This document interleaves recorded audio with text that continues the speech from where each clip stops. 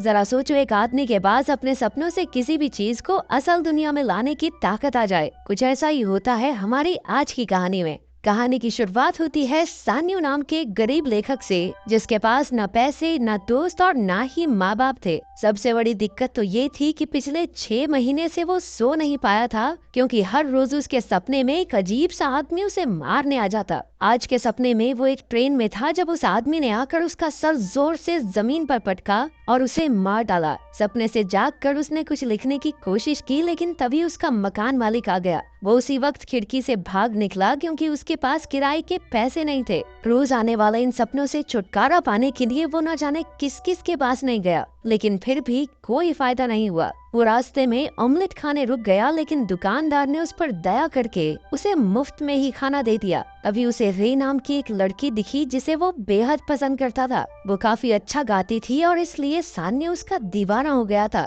उसी वक्त उसका बॉस सांगे वहाँ आ पहुँचा। उसे देखते ही सान्या वहाँ से भागने लगा, लेकिन सांगे ने जल्द ही उसे पकड़ लिया। वो उसे एक रेस्टोरेंट में ले गया और खाते हुए उसे कहानी टाइम पर न लिखकर देने के लिए डांटने लगा। सान्यू ने उसे समझाने की कोशिश की कि रोज आने वाले इन सपनों की वजह से वो सो नहीं पा रहा, लेकिन सांगे ने साफ सीधे तौर पर कहा कि 10 दिन के अंदर अंदर कहानी पूरी हो जानी चाहिए, वरना तेरी कहानी खत्म कर दूंगा मैं। फिर जब बेचारा घर लौटा तो उसने देखा कि मकान मालिक ने उसका सामान बाहर फेंक दिया था। वो एक कैफे में जाकर लिखने बैठा, लेकिन भूख की वजह से वो ज्यादा सोच भी नहीं पा रहा था, तो सो गया बेचारा। सपने में उस आदमी ने उसका गला घूंट कर उसका सर टेबल पर पटकना शुरू कर दिया। सपने में मरने के बाद जब सान्यू की आंख खुली तो उसने देखा कि उसका लैपटॉप भी चोरी हो गया था। और कितना बुरा होगा इसके साथ। अब उसकी हालत इतनी खराब हो गई थी कि बेचारे को सपनों और आम जिंदगी में क्या असली है क्या नकली कुछ समझ नहीं आ रहा था। इसलिए उसने सांगे को मैसेज करके कहा कि वो आज के बाद उसे कोई स्क्रिप्ट नहीं दे पाएगा।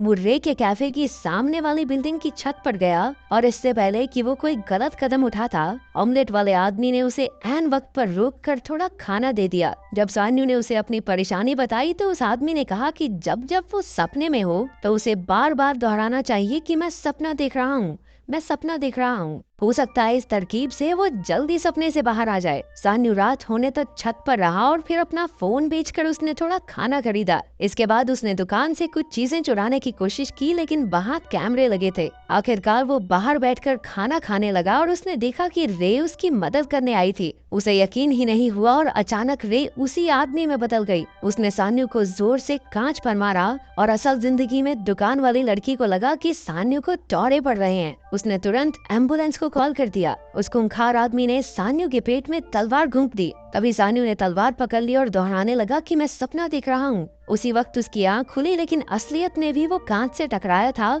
बस उसे तलवार नहीं लगी थी। उल्टा उस आदमी की तलवार सान्यू के हाथ में थी। वो तुरंत भाग निकला और पूरी रात पार्क में बैठकर उसी तलवार को घूरता रहा। उसे यकीन हो गया कि ये सपना नहीं है, इसलिए वो उसे काले बाजार में बेचने पहुंचा। कई लोग इस तलवार को खरीदना चाहते थे, जिससे उसे एहसास हुआ कि ये जरूर कोई बेशकीमती तलवार है। फिर वो पुरानी चीजें बेचने वाली दुकान पर गया, जहां उसे बदले में $20,000 मिले। सान्यू ने नया लैपटॉप ले लिया और बढ़िया खाना खाया। फिर एक होटल में कमरा लेकर उसने नींद की गोली खाई और सपने का इंतजार करने लगा। सपना होटल में ही शुरू हुआ, इसलिए वो हॉल में चला गया। उसने एक गमला उठाया और कहा कि मैं सपना देख रहा हूँ, लेकिन कुछ नहीं हुआ। जैसे ही वो आगे बढ़ा, एक आदमी ने उस पर सोने की कुल्हाड़ी से हमला कर दिया। उस आदमी ने सान्यू पर बहुत से वार करके उसे घायल कर दिया, लेकिन आखिरकार सान्यू ने कुल्हाड़ी पकड़ी और कहा कि मैं सपना देख रहा हूँ। अभी वो जाग गया। उसके हाथ में कुल्हाड़ी थी और शरीर पर कोई जख्म भी नहीं था। उसके पास सपने से कोई भी चीज असल जिंदगी में लाने की शक्ति आ गई थी। उसने उसी दुकान पर कुल्हाड़ी बेची और नए कपड़े, नई गाड़ी लेकर गुलछर्रे उड़ाने लगा। रात को सोने से पहले उसने एक मशहूर म्यूजियम की तस्वीर देखी और सो गया। सपना भी वहीं से शुरू हुआ। सान्यू इतनी सारी बेशकीमती चीजें देखकर हैरान रह गया। अब उसे सिर्फ उस अजीब आदमी का इंतजार था,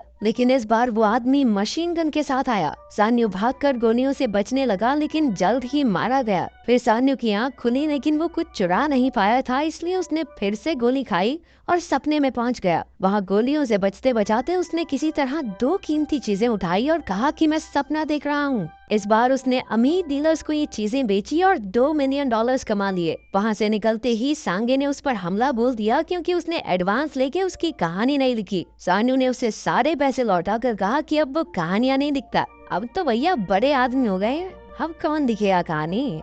अगले दिन वो रे के कैफे में उससे मिला, लेकिन वो तो उसे पहचानती ही नहीं थी। सान्यू को पता चला कि रे अपना कैफे बेच रही है क्योंकि उसे काफी घाटा हो गया था। रात को सांगे फिर उससे मिलने आया और पूछा कि तू रातों रात इतना अमीर कैसे हो गया। सांगे उसे होटल के कमरे में ले आया और सान्यू के सोते ही उसका बटुआ तलाशने लगा। अचानक सान्यू अपने सपने से एक सोने की चेन लेकर लौटा तो सांगे हक्का बक्का रह गया। उसने सान्यू से कहा, अरे भाई यार, मुझे अपने साथ रख ले यार, तू कहेगा सुबह सुबह तेरा पिछवाड़ा भी धो दूंगा, पर अपने साथ रख ले भाई, यहाँ पैसे नहीं कमाए जा रहे। काफी मिन्नतों के बाद आखिरकार सान्यू मान गया। अगले दिन सान्यू ने रे का कैफे खरीद लिया, लेकिन उसे काम करते रहने को कहा। रे उसकी मदद से काफी खुश थी। तब से सान्यू सपनों में नई नई जगह चोरी करने लगा और सांगे उसके सोए हुए शरीर की निगरानी करता। एक बैंक लूटते वक्त वो अपनी शक्तियों के इस्तेमाल से उस अजीब से आदमी का मुकाबला करने लगा। अब वो सिर्फ देखकर ही चीजें बाहर ले आता था, जैसे एक लाल गाड़ी। कुछ समय बाद रे का कैफे लोगों से भर गया क्योंकि सान्यू सड़क पर लोगों को पैसे देकर अंदर बेचता था। उसने ऑमलेट बेचने वाले उस नेक दिल आदमी को भी पैसों से भरा एक बैग दिया।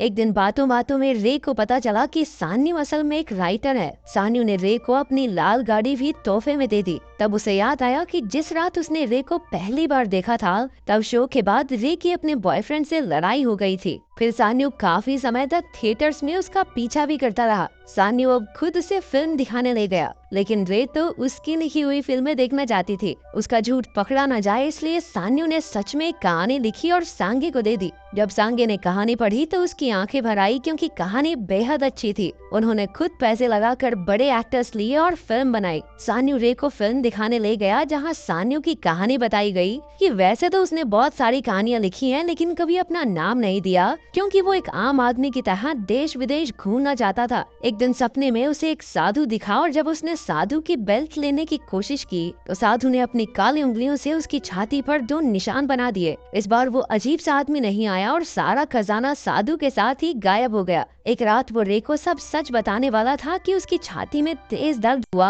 और उसने देखा कि वहाँ वो 2 काले निशान थे। वो सीधा अपने घर जाकर सोने को तैयार हो गया। सान्यू एक अजीब सी पुरानी बिल्डिंग में पहुंचा जिसकी बालकनी में कोई खड़ा था। उसने पास जाकर देखा कि ये खुद सान्यू ही था जो हवा में गायब हो रहा था। जब उसकी आंख खुली तो उसके कंधे पर एक नया निशान था और धीरे धीरे वहाँ निशान आने लगा जहाँ उसे सपने में चोट लगी थी। अगली सुबह वो ऑमलेट वाले आदमी से इसका राज पूछने गया, लेकिन रास्ते में ही उसे किसी ने किडनैप कर लिया। असल में उसे कुछ गुंडों ने पकड़ा था जिनका लीडर है क्वांग। वो उसे $10 मिलियन के बदले छोड़ने को राजी हो गया, लेकिन जब सांगे पैसे लेकर पहुंचा तो उसके आदमियों ने पैसों के साथ साथ सांगे को भी पकड़ लिया। अब उसके पास कोई रास्ता नहीं था, इसलिए सान्यू सभी बदमाशों को अपने खुफिया कमरे में ले गया जहां उसने सारा चोरी का सामान रखा था। क्वांग उसकी अमीरी का राज जानना चाहता था। तभी रे उससे मिलने आ गई, लेकिन सान्यू ने उसकी जान बचाने के लिए उसी वक्त कॉल पर कहा कि मैं तुमसे आज के बाद कभी नहीं मिलना चाहता, चली जाओ मेरे घर से। गार्ड ने फिर भी उसे अंदर आने दिया। तभी एक बदमाश उसे पकड़कर सान्यू के पास ले आया। रे ने क्वांग पर हमला किया तो सान्यू ने भी मौका देखकर बदमाश को गमले से मारा और रे को छुड़ा लिया, लेकिन पीछे से एक गुंडे ने उसकी पीठ में छुरा घूंप दिया। सांगे, रे और सान्यू जान बचाकर भागने लगे, लेकिन सान्यू चल भी नहीं पा रहा था। एक गुंडे ने फिर से सान्यू को चाकू मारा, लेकिन सांगे ने अपनी जान की बाजी लगाकर सान्यू और रे को भगा दिया। गुंडों ने बेचारे सांगे को मौत के घाट उतार दिया। उधर सान्यू और रे तक भी एक गुंडा पहुंच गया और उन्हें मारने लगा। पीछे से सान्यू ने उस पर अपनी तलवार से हमला किया। आखिरकार दोनों बेहोश हो गए और सान्यू की आंख एक बर्बाद सी जगह पर खुली। सामने उसने एक चमकते दरवाजे को छुआ तो उसे अपनी जिंदगी के पिछले कुछ हफ्ते दिखाई देने लगे। उसमें असल जिंदगी और सपने दोनों शामिल थे। उसने देखा कि उस रात दुकान के बाहर उसे एम्बुलेंस ले गई थी। इसके बाद उसे एक कांच की दीवार दिखी जिसे वो तोड़ने लगा। मैं सपना देख रहा हूँ, मैं सपना देख रहा हूँ। ये कहते कहते सान्यू का काफी खून रह गया और वो वहीं बेहोश हो गया।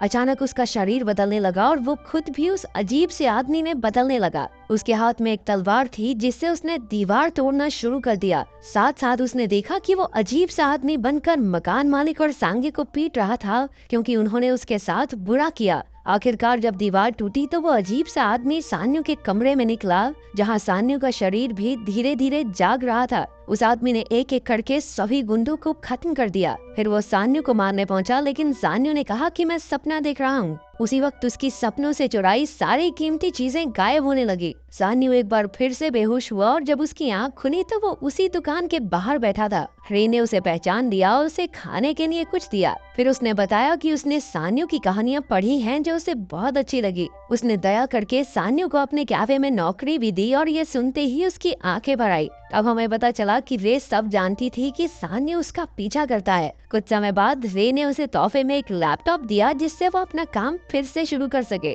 फिर सान्यू ने सांगे से मिलकर उसके पैसे लौटाए, लेकिन सांगे ने पैसे लेने से मना कर दिया। बल्कि उसने सान्यू को बहुत सारे पैसे दिए क्योंकि उसकी लिखी एक पुरानी कहानी काफी अच्छी चली थी। कुछ दिन बाद सान्यू जब ऑमलेट वाले आदमी के पास गया तो उस आदमी ने अपने पेट पर एक निशान दिखाया और बताया कि उसके पास भी एक टाइम पर यही शक्ति थी। इसी तरह से उसने भी आम जिंदगी में खुश रहना सीखा है। उसी वक्त सान्यू को अपने सपनों में से वो अजीब सा आदमी दिखाई दिया जो असल में अब तक उसका पीछा कर रहा था। तो अगर तुम्हें मौका मिले तो वो कौन सी ऐसी चीज है जिसे तुम पाना चाहते हो? कमेंट्स में जरूर बताना। मिलते हैं अगली वीडियो में।